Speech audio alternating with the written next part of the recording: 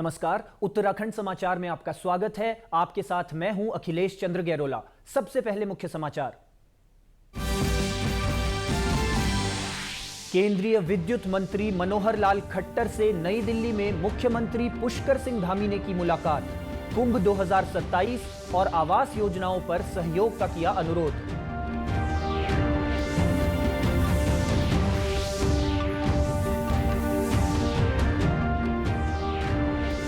Supreme court ने आवारा कुत्तों को लेकर आदेश में किया संशोधन। वैक्सीनेशन के बाद अब आवारा कुत्तों को उनके मूल इलाकों में छोड़ा जाएगा। पकड़ने में बाधा डालने वालों के खिलाफ होगी कानूनी कार्रवाई।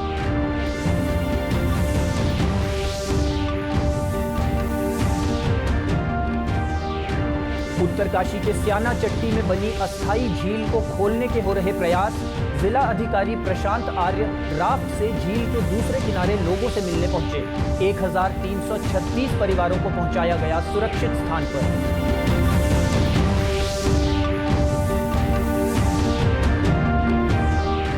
उनतीस अगस्त को उत्तराखंड में राष्ट्रीय खेल दिवस पर होगा भव्य आयोजन। 38वें राष्ट्रीय खेलों में मेडल जीतने वाले खिलाड़ियों को राष्ट्रीय खेल दिवस पर मिलेगा नगद धनराशि। मुख्यमंत्री प्रोत्साहन योजना के तहत चयनित खिलाड़ियों की धनराशि की जाएगी डीबीटी।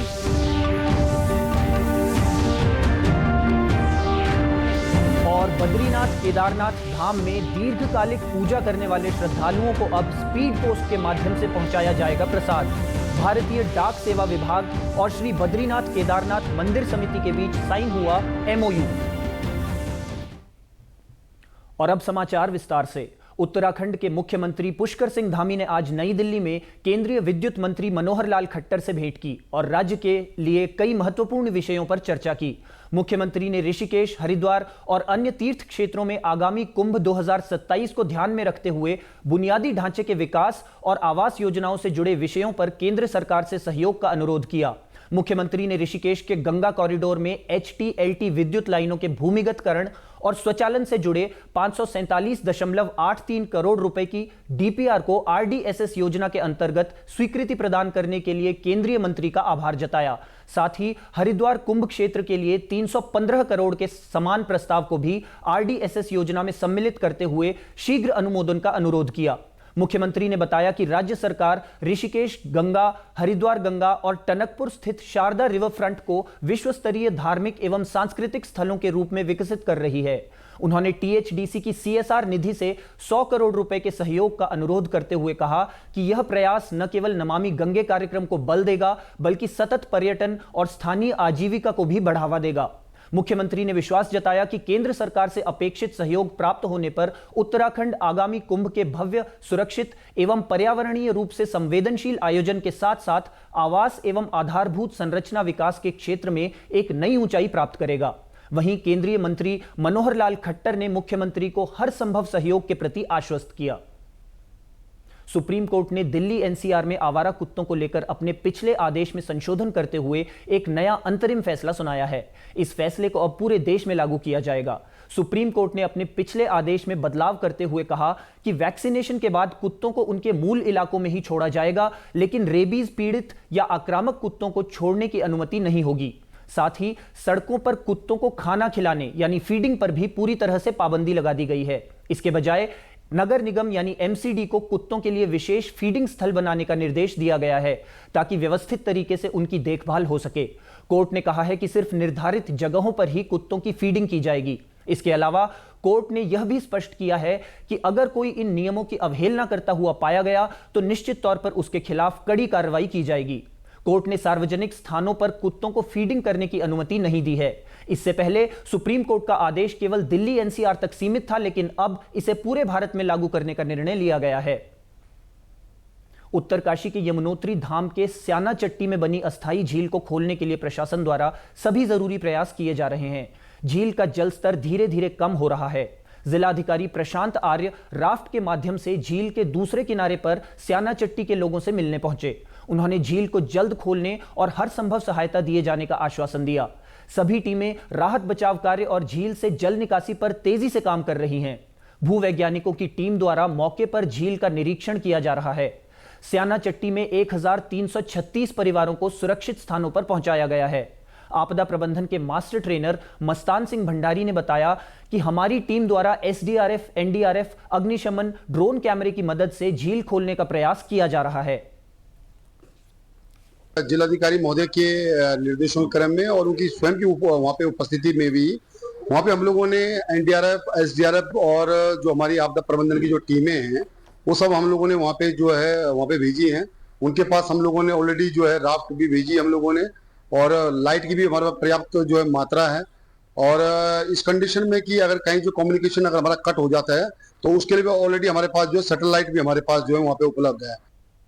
स्याना चट्टी में झील का लेवल धीरे धीरे कम किया जा रहा है। सभी टीमें अपने स्तर से झील से जल निकासी में जुटी हुई हैं। स्याना चट्टी में जो यमुना नदी पे जो अवरोध पैदा हुआ था उसमें लगभग 1 से 1.5 मीटर की कमी आई है तो सुबह के जल स्तर से, और वहाँ को लगातार झील को खोलने के प्रयास किए जा रहे हैं। जिलाधिकारी महोदय द्वारा वहाँ पे घटनास्थल पे मौजूद है, साथ ही आप उनके साथ सारी टीम है जिसमें एनडीआरएफ, एसडीआरएफ, पुलिस, यूआरटी, आपदा प्रबंधन, पैरामेडिक और सारी टीमें वहाँ पे मौजूद हैं और राहत बचाव कार्य जारी है। लगातार हो रही बारिश से नैनीताल की नैनी झील सहित जिले की सभी प्रमुख झीलों के जलस्तर में बढ़ोतरी दर्ज की गई है।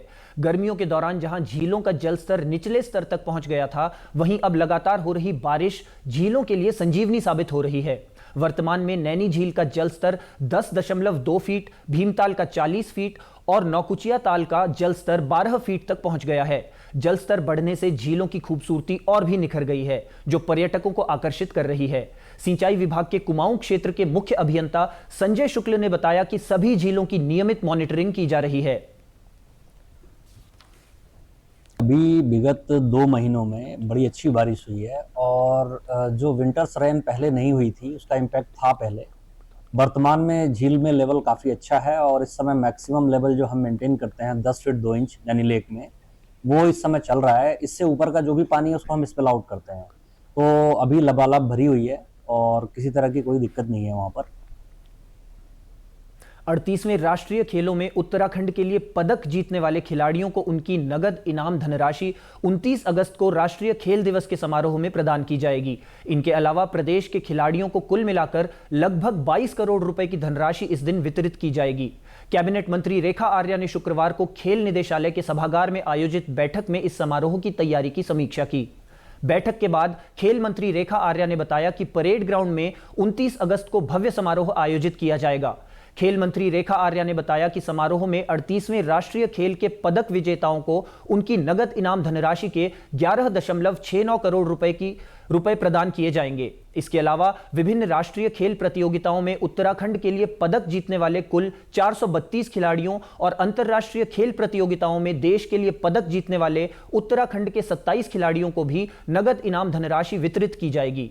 इसके अलावा मुख्यमंत्री प्रोत्साहन योजना के तहत राज्य के 14 से 23 वर्ष तक के 2199 चयनित खिलाड़ियों को 3 करोड़ 97 लाख रुपए से ज्यादा की धनराशि डीबीटी की जाएगी। 29 अगस्त को हमारा जो राष्ट्रीय खेल दिवस है उसकी तैयारियों की समीक्षा की गई है और 29 अगस्त को हम अपना राष्ट्रीय खेल दिवस देहरादून में ही सेलिब्रेट कर रहे हैं और इसमें माननीय मुख्यमंत्री जी के द्वारा उसका उद्घाटन होगा और ये सत्र अपने आप में बहुत ही महत्वपूर्ण होने जा रहा है। इस राष्ट्रीय खेल दिवस पे हम लोग 30th नेशनल गेम में जो हमारे विनर्स रहे हैं उन सभी को हम नगद इनाम धनराशि देने जा रहे हैं। इसके अलावा हमारे जो उदीयमान के खिलाड़ी हैं, इसके अलावा हमारे जो मुख्यमंत्री खिलाड़ी प्रोत्साहन योजना के हमारे जो खिलाड़ी गए हैं, यानी कि 8 से 14, 14 से 23 वर्ष तक के बच्चों को भी उनके खातों में सीधे सीधे डीबीटी की जा रही है। सचिव संस्कृत शिक्षा दीपक कुमार ने आज अपने 1 दिवसीय दौरे के दौरान पिथौरागढ़ के विकास भवन सभागार में जिले के अधिकारियों के साथ बैठक करते हुए संचालित विभिन्न विकास योजनाओं के बारे में जानकारी ली। उन्होंने अधिकारियों को गंभीरतापूर्वक विकास योजनाओं पर कार्य करने के निर्देश दिए। उन्होंने बताया कि बैठक में लगभग 25 से 30 बिंदुओं पर चर्चा की गई। इससे पहले सचिव दीपक कुमार ने संस्कृत गांव उर्ग और संस्कृत विद्यालय सुआकोट का भी निरीक्षण किया।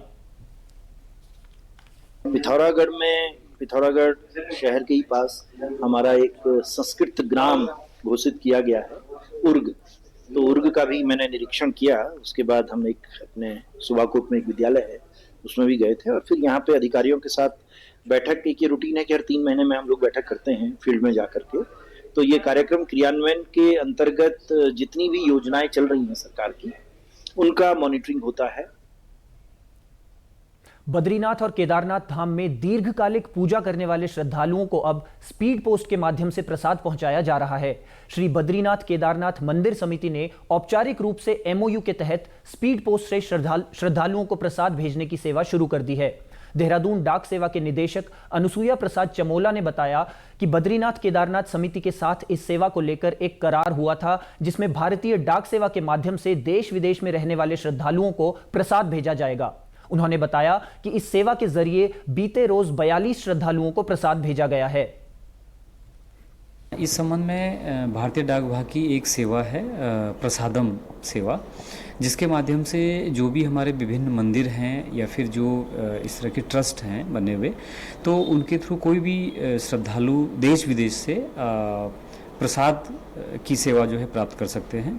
तो इसी कड़ी में हमने बद्रीनाथ केदारनाथ मंदिर समिति, जो कि बद्रीनाथ और केदारनाथ मंदिर को जो है मैनेज करती हैं, तो उनके साथ एक हमने करार किया है हाल ही में। और इसके माध्यम से जो बद्रीनाथ और केदारनाथ मंदिर का जो प्रसाद है उस पूरे भारत में श्रद्धालुओं तक जो है उपलब्ध हो सकेगा भारतीय डाक विभाग के माध्यम से। शहर में स्वच्छता एवं ठोस अपशिष्ट प्रबंधन को और प्रभावी बनाने के उद्देश्य से नगर निगम की ओर से देहरादून के सभी 100 वार्डों में बेसलाइन सर्वे कराया जा रहा है। इस कार्य को 100 स्वयं सहायता समूहों को सौंपा गया है। वहीं देहरादून के नगर स्वास्थ्य अधिकारी अविनाश खन्ना ने कहा कि इस सर्वे के अंतर्गत वार्ड के सभी घरों और व्यावसायिक प्रतिष्ठानों को शामिल किया गया है। जो ये बेसलाइन सर्वे हो रहा है, ये हमारे यहाँ सेल्फ हेल्प ग्रुप्स जो हैं उनके माध्यम से करवाया जा रहा है। और इसका मुख्य उद्देश्य जो है, पूरे देहरादून नगर निगम क्षेत्र के अंदर वार्ड वाइज कितने घर, कितने व्यापारिक प्रतिष्ठान, कितनी दुकानें, कितने जो हैं ऐसे दुकानें जहाँ पे मांस मच्छी वगैरह का विक्रय होता है, इन सब का चिन्हीकरण करके, पहचान करके उस हिसाब से अपनी कार्य योजना को अनुरूप देना, ये इस बेसलाइन सर्वे का मुख्य उद्देश्य है। Doon library and research centre और एक निजी संस्था के संयुक्त तत्वावधान में आज Doon library and research centre के सभागार में धराली फ्लैश फ्लड टाइमलाइन में एक और आपदा विषय पर व्याख्यान का आयोजन किया गया। इस दौरान डॉक्टर दिनेश सती ने अपने व्याख्यान में कहा कि लगभग हर वर्ष मानसून के समय हिमालयी क्षेत्रों में इस प्रकार की आपदाएं होती हैं। उन्होंने उपग्रह आंकड़ों के माध्यम से भूमि आकृतियों की अस्थिरता को मापने और वर्षा आधारित आंकड़ों से हैजार्ड मॉडलिंग करने की प्रक्रिया पर विस्तार से प्रकाश डाला। डॉक्टर सती ने स्पष्ट किया कि खीरगंगा बेसिन की भौगोलिक व भौतिक संरचना इस प्रकार की घटनाओं को जन्म देती है। प्राथमिक स्तर पर उपग्रह डेटा से ही अस्थिर सामग्रियों की पहचान की जा सकती है। उन्होंने इस बात पर चिंता व्यक्त की कि असुरक्षित क्षेत्रों में भवन निर्माण व होटल व्यवसाय बिना किसी रोक टोक के चलते रहे। आपदा प्रबंधन के लिए बनाई गई संस्थाएं जैसे USDMA और USAC को अग्रिम चेतावनी देने के लिए सक्रिय भूमिका निभानी चाहिए थी। यहां रुकेंगे एक छोटे से ब्रेक के लिए, आप बने रहिए हमारे साथ।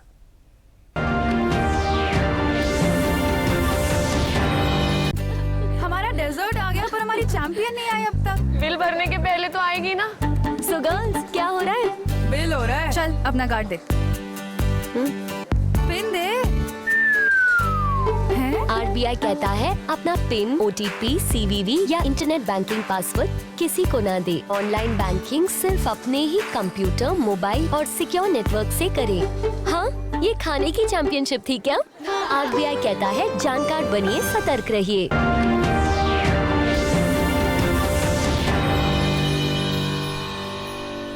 ब्रेक के बाद एक बार फिर आपका स्वागत है। राज्य आंदोलन में जन गीतों के माध्यम से लोगों को जागरूक करने में अहम भूमिका निभाने वाले जन कवि गिरीश तिवारी गिरदा की आज 15वीं पुण्यतिथि है। इस अवसर पर अल्मोड़ा में कवियों, राज्य आंदोलनकारियों, सांस्कृतिक संगठनों ने मॉल रोड स्थित सार्वजनिक स्थल स्वागत की छत पर संयुक्त कार्यक्रम आयोजित कर गिरदा को श्रद्धा सुमन अर्पित किए। इस अवसर पर जन कवि और प्रसिद्ध संस्कृति कर्मी नवीन बिष्ट ने कहा कि गिरीश तिवारी गिरदा जनता की आवाज थे। उन्होंने पहाड़ की पीड़ा को समझा। उनका व्यक्तित्व उनके जीवित रहने से अधिक वर्तमान परिप्रेक्ष्य में सामयिक महत्व रखता है और हमेशा रखेगा। हम ये 15वीं पुण्यतिथि मना रहे हैं और पिछले 15 वर्षों से लगातार मुसलसल हम इस कार्यक्रम को यहाँ पर स्वागत की छत में आयोजन करते हैं।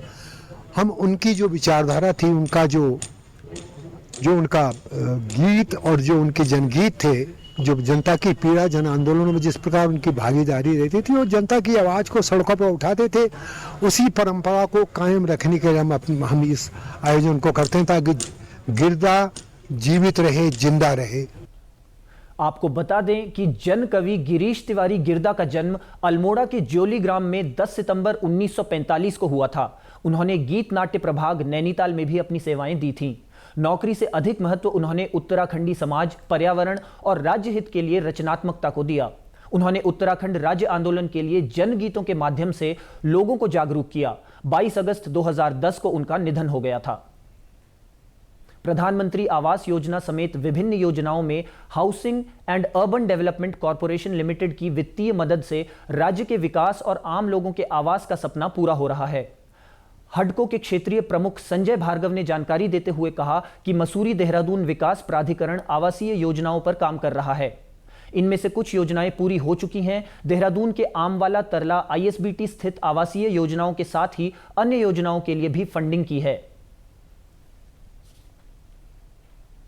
मसूरी देहरादून विकास प्राधिकरण ने बड़े पैमाने पे आम आदमी जो है आय, जो हमारी कमजोर आय वर्ग से लेके एक जो हमारी HIG योजना है वो शहर में दी है।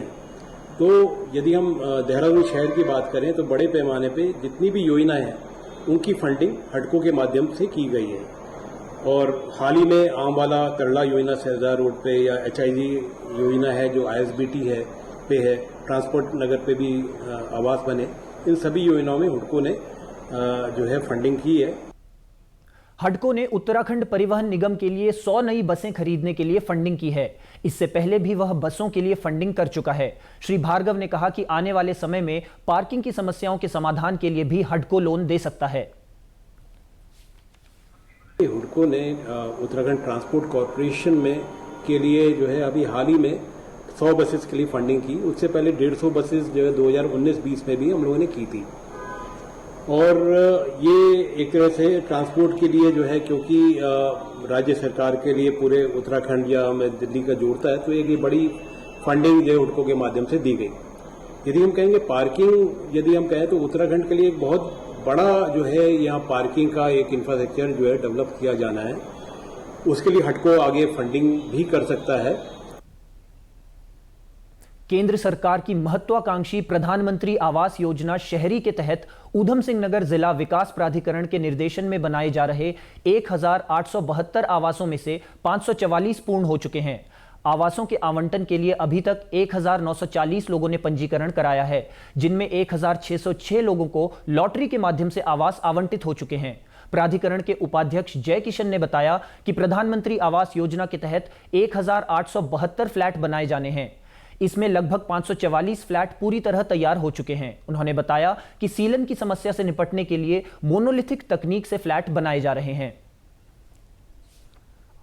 इस प्रोजेक्ट में आप देख सकते हैं कि हमारा जो स्ट्रक्चर है वो मोनोलिथिक माई वन शटरिंग पे बनाया गया है। माई वन शटरिंग की यह विशेषता होती है कि तराई के रीजन्स में जो सीलन की समस्या होती है वो यहाँ पर नहीं होगी।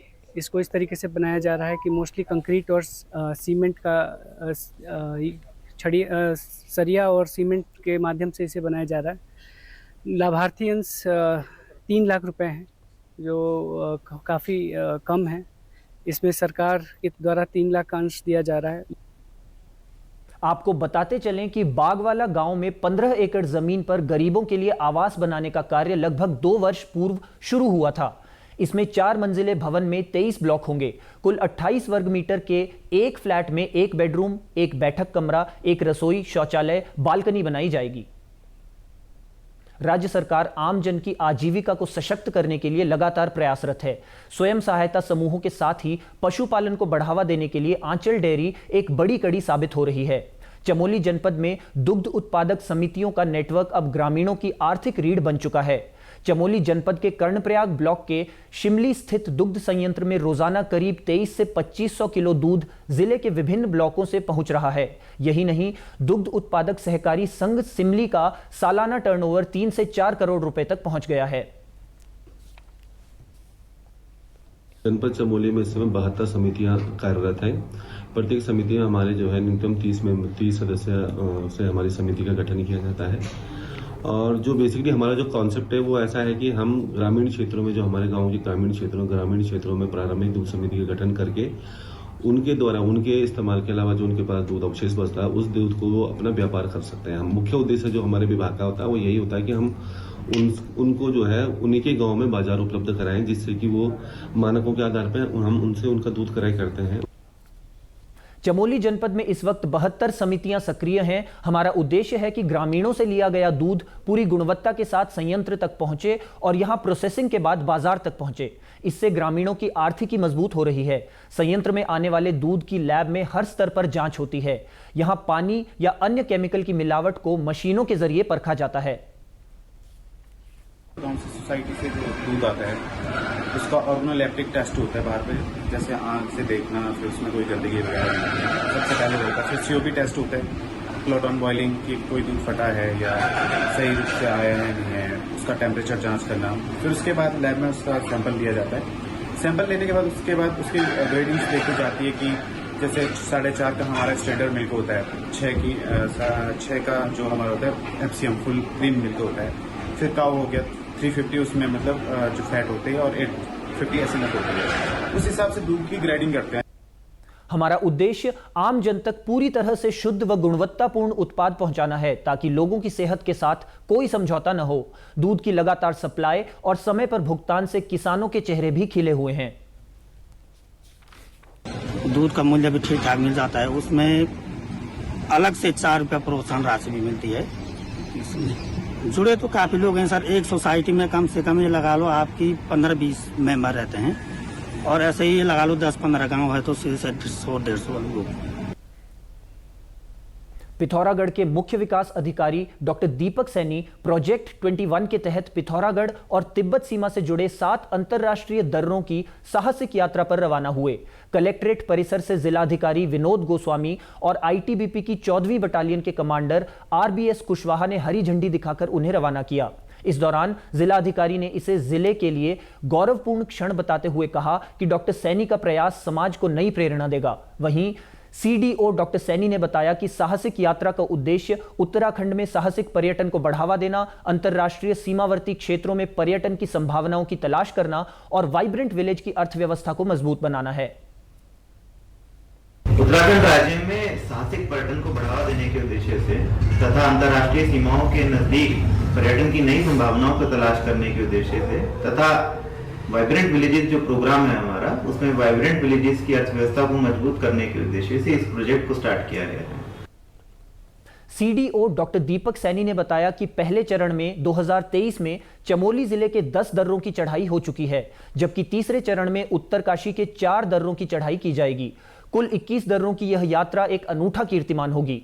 डॉक्टर सैनी ने इसके लिए जिला अधिकारी सहित पर्यटन सचिव धीरज गर्ब्याल, ग्रामीण विकास सचिव राधिका झा, आयुक्त कुमाऊं डॉक्टर दीपक रावत, सेना व आईटीबीपी का सहयोग के लिए आभार जताया।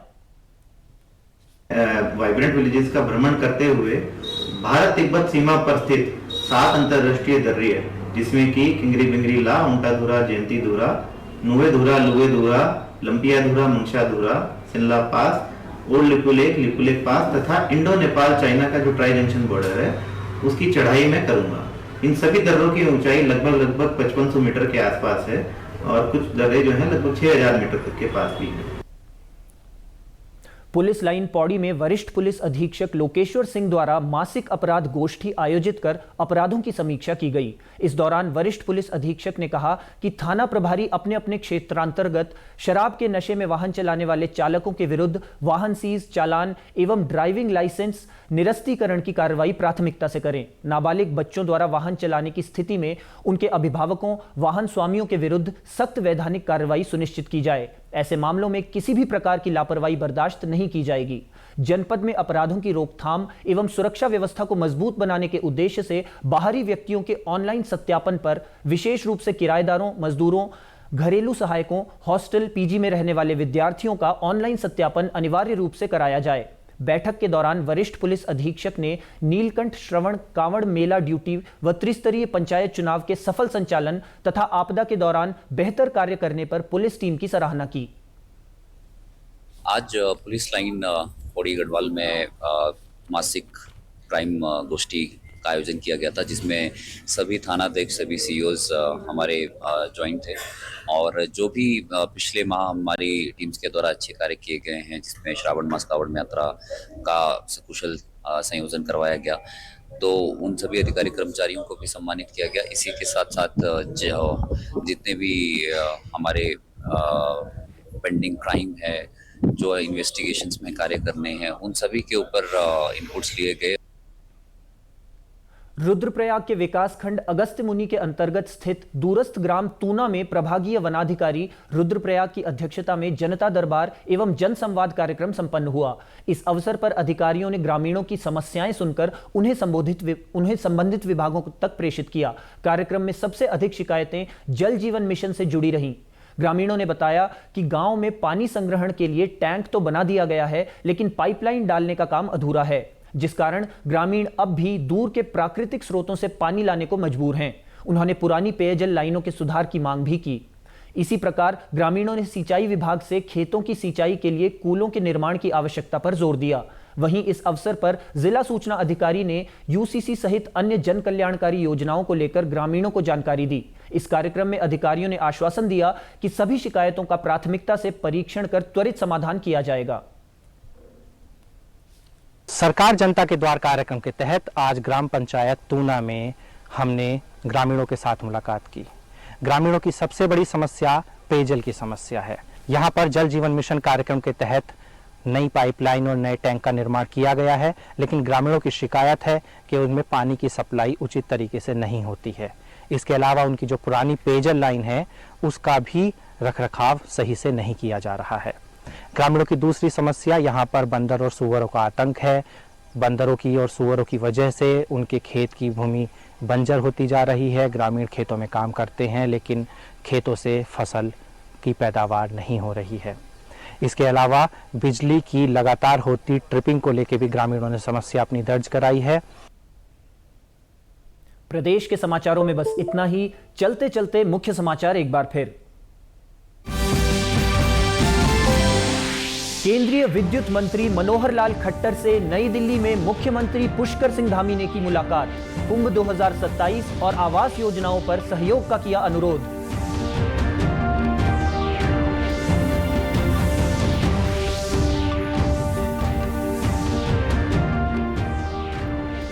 सुप्रीम कोर्ट ने आवारा कुत्तों को लेकर आदेश में किया संशोधन। वैक्सीनेशन के बाद अब आवारा कुत्तों को उनके मूल इलाकों में छोड़ा जाएगा। पकड़ने में बाधा डालने वालों के खिलाफ होगी कानूनी कार्रवाई।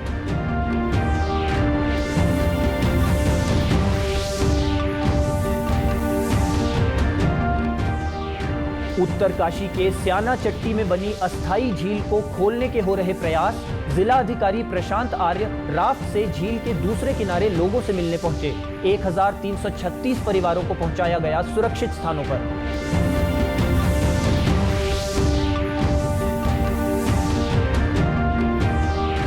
उनतीस अगस्त को उत्तराखंड में राष्ट्रीय खेल दिवस पर होगा भव्य आयोजन। 38वें राष्ट्रीय खेलों में मेडल जीतने वाले खिलाड़ियों को राष्ट्रीय खेल दिवस पर मिलेगी नगद धनराशि। मुख्यमंत्री प्रोत्साहन योजना के तहत चयनित खिलाड़ियों की धनराशि की जाएगी डीबीटी। और बद्रीनाथ केदारनाथ धाम में दीर्घकालिक पूजा करने वाले श्रद्धालुओं को अब स्पीड पोस्ट के माध्यम से पहुंचाया जाएगा प्रसाद। भारतीय डाक सेवा विभाग और श्री बद्रीनाथ केदारनाथ मंदिर समिति के बीच साइन हुआ एमओयू। प्रदेश से जुड़ी अपडेट्स के लिए आप हमसे सोशल मीडिया के माध्यम से भी जुड़ सकते हैं। हमारा एक्स हैंडल है DD News_देहरादून। हमारा फेसबुक पेज है DD News उत्तराखंड। हमारे YouTube channel DD News Uttarakhand को आप सब्सक्राइब करें और हमारे Instagram page DD News Uttarakhand को भी फॉलो करें। नमस्कार। है।